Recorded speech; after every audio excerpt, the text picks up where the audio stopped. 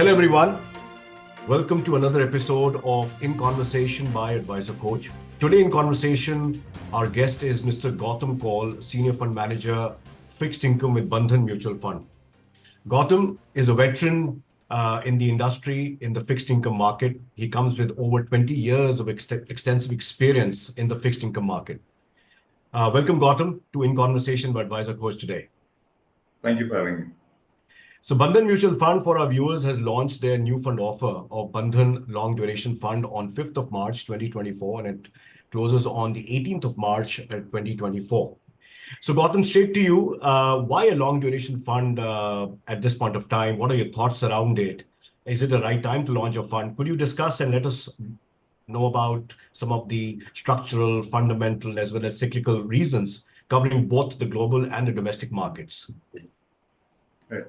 So, why a long duration fund? I think it's a subset of how we are looking at the markets right now. And the way we are looking at the markets is like you said, one, cyclically, we seem to be at cycle tops. Domestically as well as globally, we've seen a fair bit of rate hikes across the board to try to contain the inflation genie. And I would say, to the most part, central banks have been successful in at least reducing the pace of inflation to a more manageable level and getting inflation back to more long-term trends which they're more comfortable with. Having achieved that, it seems only logical that the next move by most central banks should be a cut.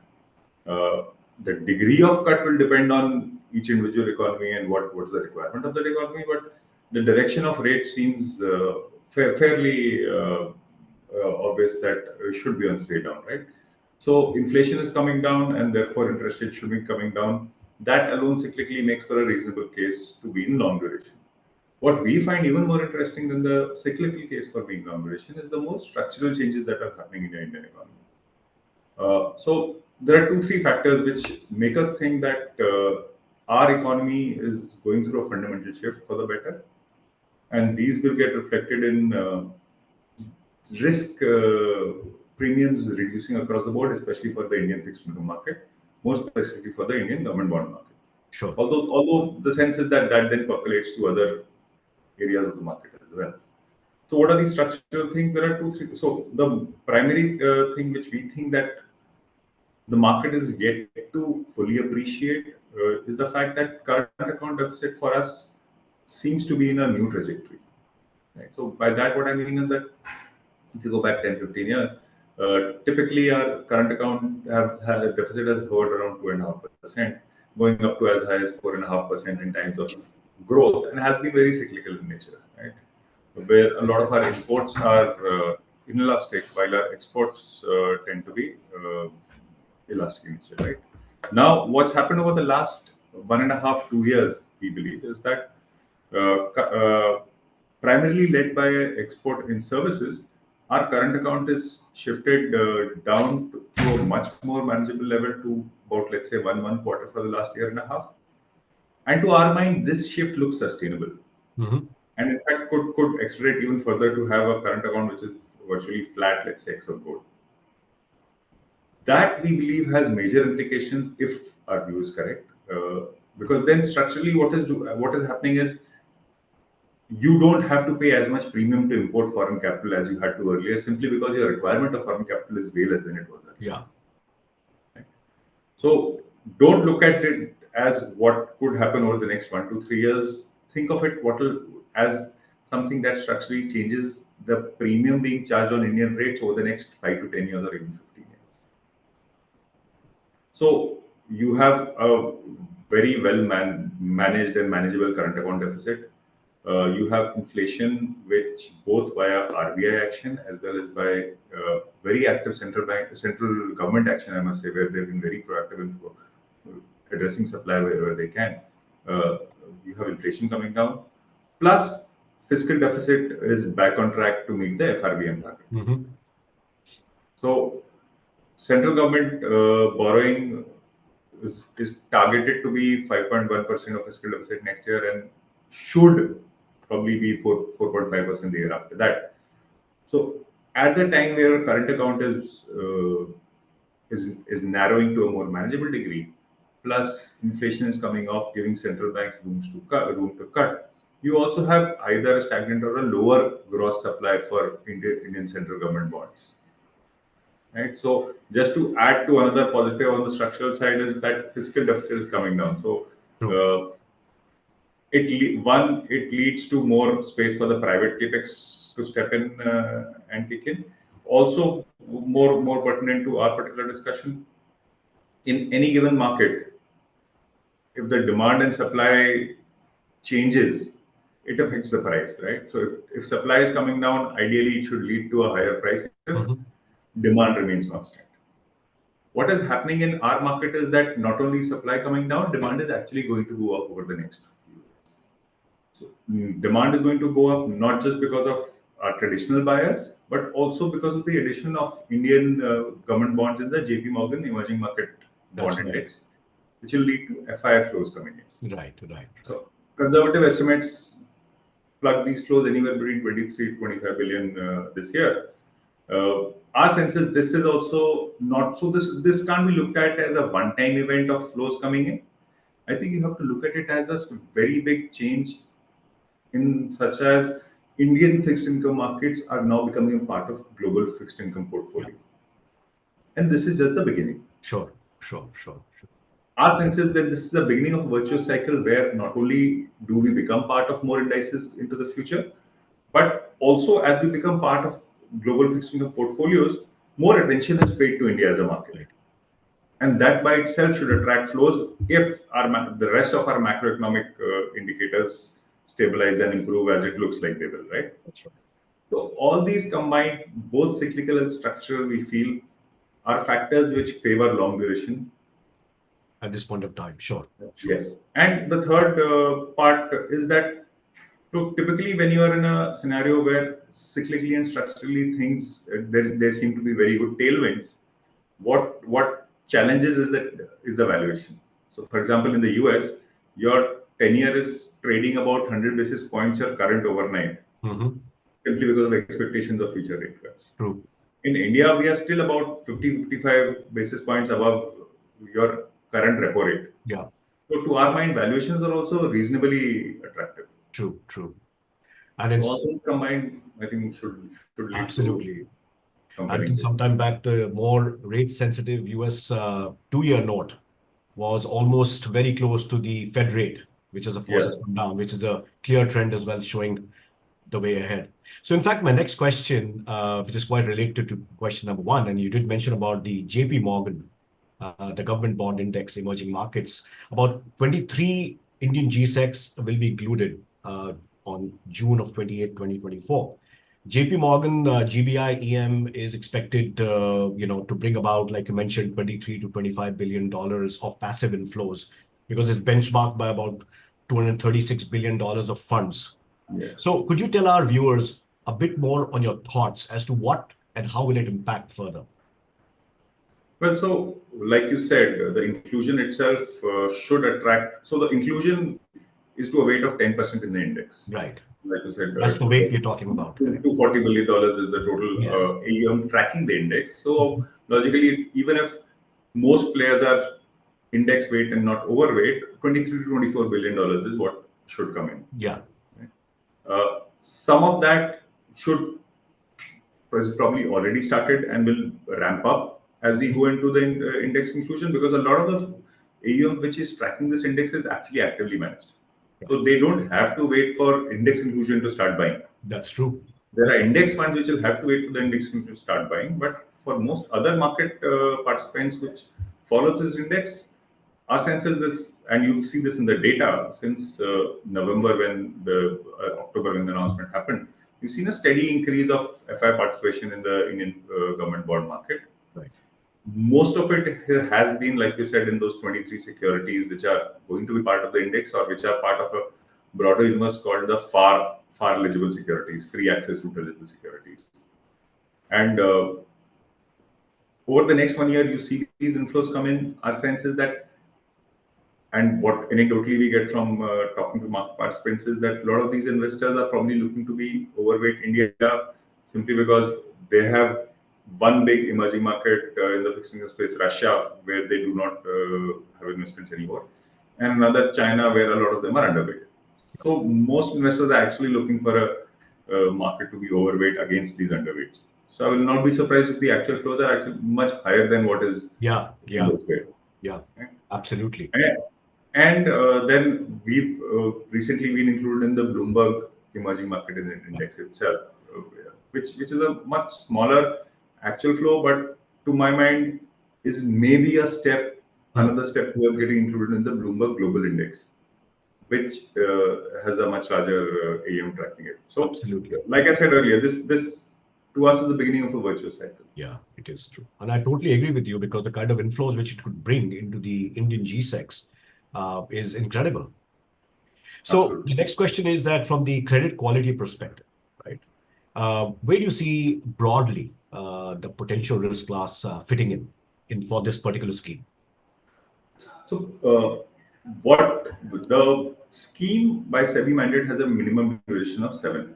Right? So, at when it's defensive, it will be running a duration of 7. So, That's right. by nature, it is supposed to be a long duration, highly volatile thing.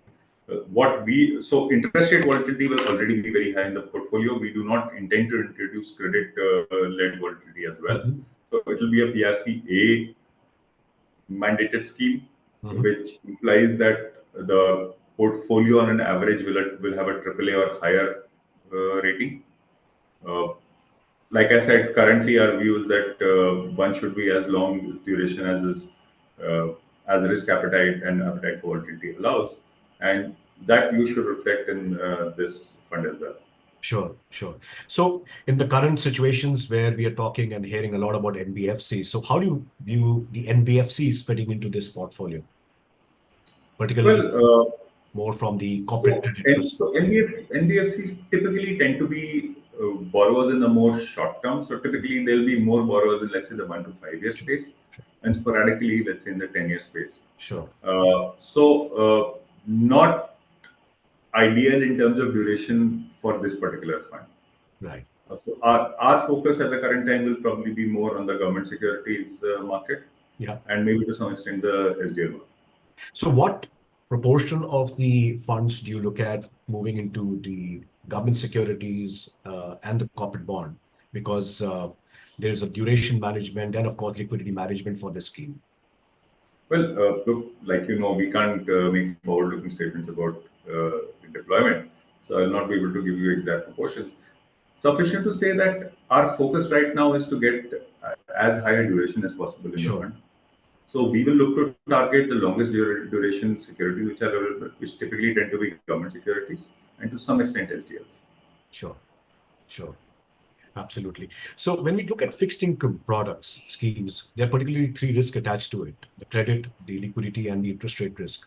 So what are your thoughts around it? Because I was going through it. We have just 7 schemes today, which are there in the industry offering long duration funds, right? So what are your thoughts around that, Gautam, Well, on I these agree three with you. risks? The way we look at risk and how to manage risk in the fixed income space here at Bandhan is that one, you very clearly define the kind of fund that you're looking to enter into. So, for example, in our case, we define these as liquidity, core, and alpha buckets, where core is most of your fixed income allocation, alpha bucket is where you either have credit or Yeah, duration. Uh, what at most times we would like to do is keep these two risks well defined and within. So, for example, in the fund we're discussing to launch, long duration fund, the most of the alpha and the return will come from duration. that's right. And because it's long duration, you would expect that it will probably be slightly liquid. To offset the liquidity risk, we'll hopefully try and keep a reasonable part of our portfolio in government securities at all times, Yes, which are fairly liquid. So to offset the liquidity risk, a reasonable part of the portfolio should be in government securities at most times. And since it's going to be a PRC A portfolio, it will predominantly be AAA or higher credit quality. And we don't intend to introduce credit as a Mhm, return mhm. generator in this particular portfolio. The PRCA certainly, gives a lot of comfort to the investors, and of course, the distributors will be taking this scheme to their investors, a part of their asset allocation. Gautam, do you really believe that the corporate debt market is deep enough as we speak? And so, if you could just share your thoughts around that. It's evolved a lot over the last 10, 15 years. Uh, and you've seen very iterations, you've seen a few roadblocks and, speed bumps in the way where the markets face challenges in terms of delays and Yeah. to some extent defaults. But that to my mind is an evolution of any market. Right? It's always in waves, and you learn from your mistakes and you move forward. And our corporate bond market, I think, is now become deeper, both in terms of the number of issuers. So about 10 years back or 15 years back, it was primarily only the Mm. PSU issuers who were liquid and traded in the corporate bond space. Now it's come to a point where even AA plus rated issuers do get a reasonable liquidity in the corporate bond market. Right. It's of course not as liquid as the government securities market, but it's come a long way. Sure. Uh, our sense is that this both this liquidity and the breadth of the market in the corporate bond space will only increase over time.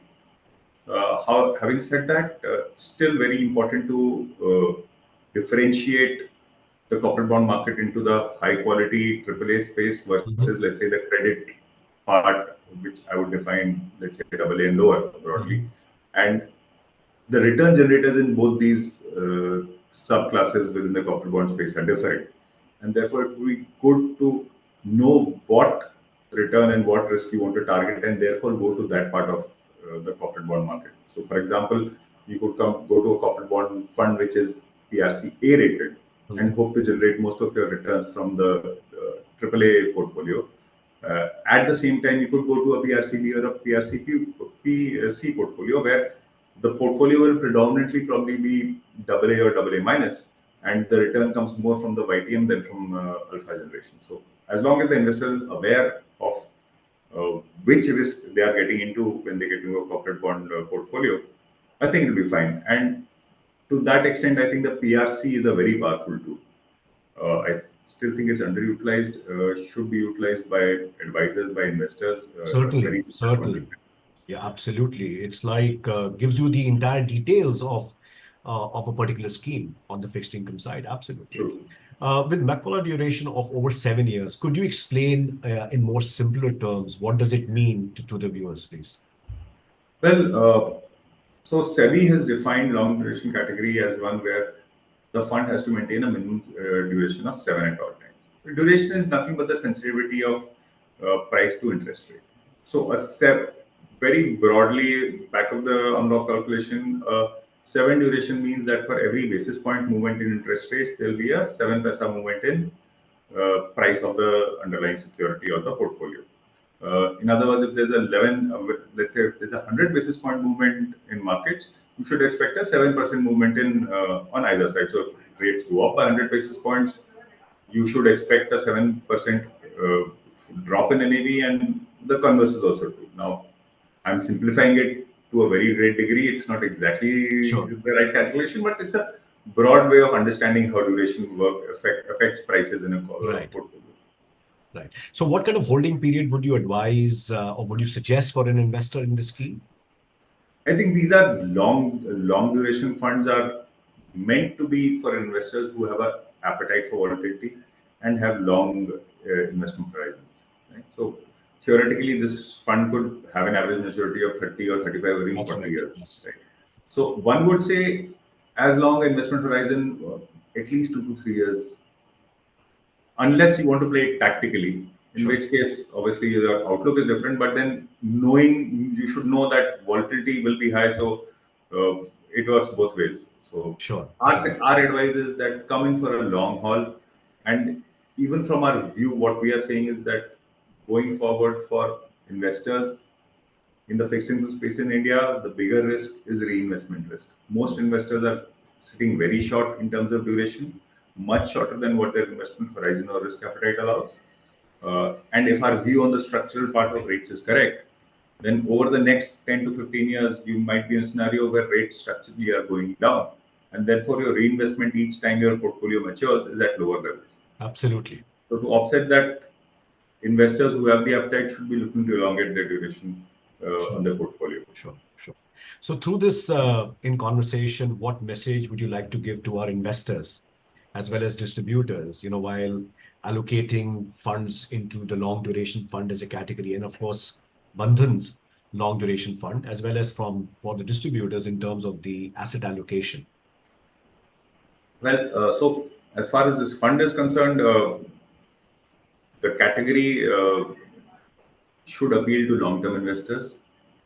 Uh, we, at the risk of sounding a little arrogant, might say we have a pedigree and we have an experience of managing duration and have shown a track record for the most Certainly part do. in managing duration. So Certainly do. we look to tap to that experience to give a good investor experience when they come into our fund. Uh, the broader part, two quick points that I think that investors and advisors should look at. One, uh, the PRC, a very powerful tool. Please use it. I think that's a Second, very, very important one. The yeah. PRCA is something which I'm just highlighting for all the viewers, is a very, very important criteria. Please go on. And second, in terms of asset allocation, like I said earlier, we believe that most investors are sitting on very short duration, and reinvestment risk now is probably a much higher risk to most fixed income portfolios rather than interest rate risk. Yeah. And so investors should start looking at the duration of their portfolio and should start assessing whether they need to elongate duration.